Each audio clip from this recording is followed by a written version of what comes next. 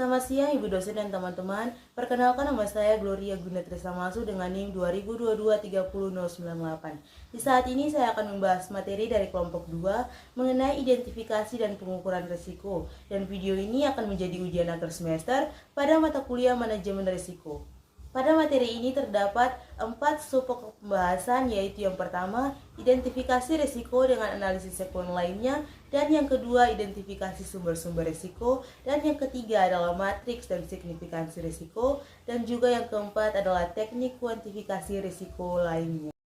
Kita masuk pada pembahasan pertama, yaitu identifikasi risiko dengan analisis sekuen lainnya. Identifikasi risiko secara umum, langkah-langkah dalam mengidentifikasi dan mengukur risiko adalah sebagai berikut. Yang pertama, mengidentifikasi risiko dan mempelajari karakteristik risiko tersebut. Dan yang kedua, mengukur risiko tersebut, melihat seberapa besar dampak risiko terhadap kinerja perusahaan dan menentukan prioritas risiko tersebut. Pada gambar di atas, menggambarkan siklus mapping risiko pertama kali. Risiko perlu diidentifikasi, kemudian perlu mempelajari karakteristik risiko tersebut, serta melakukan evaluasi. Pemahaman yang baik terhadap karakteristik tersebut akan bermanfaat untuk merumuskan metode yang tepat untuk mengelola risiko tersebut. Langkah berikutnya adalah melakukan prioritas risiko, di mana kuantifikasi risiko merupakan salah satu komponen penting dalam langkah tersebut. Melalui kuantifikasi tersebut, kita bisa mengukur tinggi rendahnya risiko dan bagaimana dampak risiko tersebut terhadap kinerja perusahaan. Selanjutnya, kita bisa memfokus pada risiko yang paling relevan, misalnya mempunyai dampak paling besar dan probabilitas yang besar bagi perusahaan. Langkah selanjutnya adalah mengelola risiko. Selanjutnya adalah analisis sekuen risiko. Risiko mempunyai sekuen dari sumber risiko, sampai kemudian munculnya kerugian karena risiko tersebut.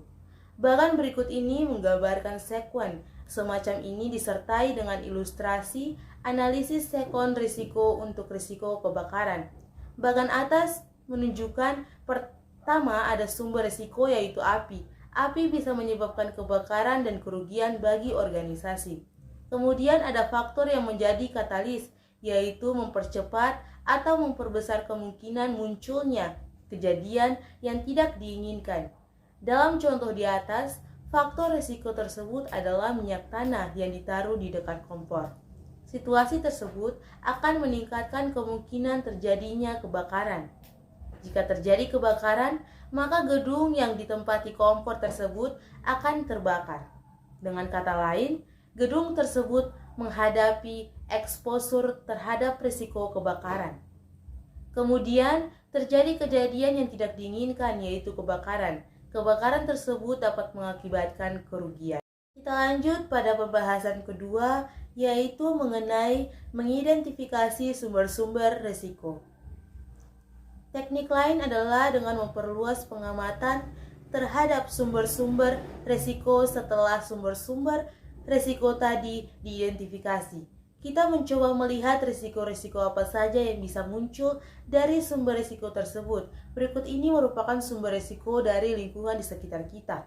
Yang pertama adalah lingkungan fisik. Contohnya seperti bangunan yang dimakan usia sehingga menjadi rapuh, dan sungai yang bisa menyebabkan banjir, gempa bumi, topan, dan vandalisme atau pengerusakan. Dan yang kedua merupakan lingkungan sosial. Contohnya seperti kerusakan sosial, demonstrasi, konflik dengan masyarakat lokal, pemogokan pegawai, pencurian, dan perampokan. Dan yang ketiga adalah lingkungan politik. Perubahan perundang-perundangan, perubahan peraturan, konflik antar negara yang mendorong boikot produk perusahaan. Dan yang ketiga adalah lingkungan legal, gugatan karena gagal mematuhi peraturan dan perundangan yang berlaku. Dan yang keempat adalah lingkungan operasional, contohnya seperti kecelakaan kerja, kerusakan mesin, kegagalan sistem komputer, dan serangan virus terhadap komputer. Dan yang kelima adalah lingkungan ekonomi, contohnya seperti kelesuan ekonomi, inflasi yang tidak terkendali. Dengan mengamati sumber-sumber risiko semacam itu, kita bisa memperoleh gambaran risiko apa saja yang mungkin muncul dan membahayakan organisasi. Alternatif kategori sumber risiko adalah sebagai berikut. Yang pertama adalah konsumen. Keluhan dari konsumen yang mengakibatkan kekecewaan dan tidak mau lagi membeli produk perusahaan. Konsumen merasa dirugikan, kemudian menutup perusahaan. Dan yang kedua adalah supplier. Pemasok dari supplier tidak datang sesuai dengan yang diharapkan atau terlambat, spesifikasinya berbeda. Dan yang ketiga adalah pesaing. Pesaing memperluncurkan produk baru yang lebih baik. Desain menurunkan harga yang bisa mengakibatkan persaingan harga yang menurunkan tingkat keuntungan perusahaan. Dan yang keempat adalah regulator. Perusahaan gagal mematuhi peraturan atau perundang-undangan yang berlaku. Perubahan perundangan yang berlaku yang mengakibatkan perusahaan merugi, misalnya upah minimum naik atau aturan pesangon dan sebagainya. Setelah risiko diidentifikasi, tahap selanjutnya adalah mengukur risiko. Jika risiko bisa diukur, kita bisa melihat tinggi rendahnya risiko yang dihadapi oleh perusahaan. Kemudian, kita bisa melihat dampak dari risiko tersebut terhadap kinerja perusahaan, sekaligus bisa melakukan prioritas risiko atau risiko yang paling relevan. Pengukuran risiko biasanya melalui kuantifikasi risiko. Selanjutnya, pembahasan yang ketiga mengenai matriks frekuensi dan signifikansi risiko.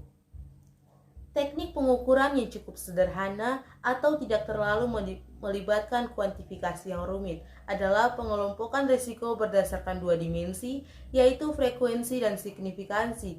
Proses tersebut pada dasarnya melakukan dua hal, yaitu yang pertama, mengembangkan standar risiko, dan yang kedua, menerapkan standar tersebut untuk risiko yang telah diidentifikasi. Contohnya, kita menggunakan dua standar untuk frekuensi dan signifikansi, yaitu tinggi dan rendah. Kemudian kita ingin mengevaluasi risiko kesalahan manusia atau human error dalam pemrosesan transaksi. Berdasarkan pengalaman masa lalu, kejadian itu sering terjadi. Manusia gampang melakukan kesalahan atau tidak berkonsentrasi, tetapi kerugian yang ditimbulkan tidak terlalu besar. Berdasarkan informasi tersebut, risiko kesalahan manusia dalam pemrosesan transaksi bisa dikategorikan sebagai frekuensi tinggi dan signifikansi rendah. Kita masuk pada pembahasan yang keempat, yaitu mengenai teknik kuantifikasi risiko lainnya. Selain matriks frekuensi dan signifikansi, masih banyak teknik pengukuran atas kuantifikasi risiko lainnya. Penggunaan teknik tersebut akan tergantung dari karakteristik risiko yang kita evaluasi. Konsep dan teknik statistik sangat relevan dan banyak digunakan untuk mengukur risiko-risiko tersebut. Ya, Ibu dosen dan teman-teman, itulah hasil presentasi dari saya tentang materi kedua pada bab kedua, yaitu identifikasi risiko dan pengukuran risiko. Sekian dan terima kasih.